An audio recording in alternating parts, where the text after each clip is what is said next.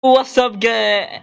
Everybody to again my YouTube channel Izhaili again. Okay guys, pada video hari ini kan, aku akan bagi tahu information yang sebenarnya akan berlaku. Aku dekat sini dekat bahagian Google Play Store, aku dapat tahu game Ultraman Legend of Heroes 2 akan rilis ke Google Play Store guys. Sebab apa? Aku akan suka dia punya ni. Akan battle part dia, akan aku suka benda ni. One to by one. Ya, one by one. Aku suka part ni. Time dorang waktu time by one aku suka. Kita boleh tengok trailer dia. Kita tengok trailer dia. Dia akan keluar trailer. Ini trailer baru untuk game ni. Mungkin aku akan upload video ni. Kita aku pertamakan dulu adalah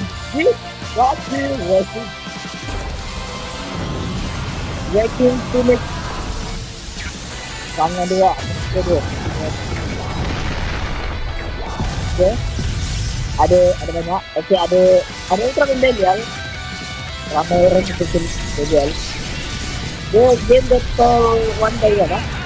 Dan ada minat. Tapi kan kalau game ni release, InsyaAllah aku akan try main game ni. Confirm game dia paling tertop tertinggi lah. Kita tahu skill baru. Ada skill baru. Okay, coming soon. Dan korang boleh tengok kat bahagian ni, akan datang, masa akan datang. Ni pasang secara automatik melalui wifi sahaja apabila tersedia. So kita akan tunggu dia punya ni. Dia punya ni akan tersedia lah. Okay.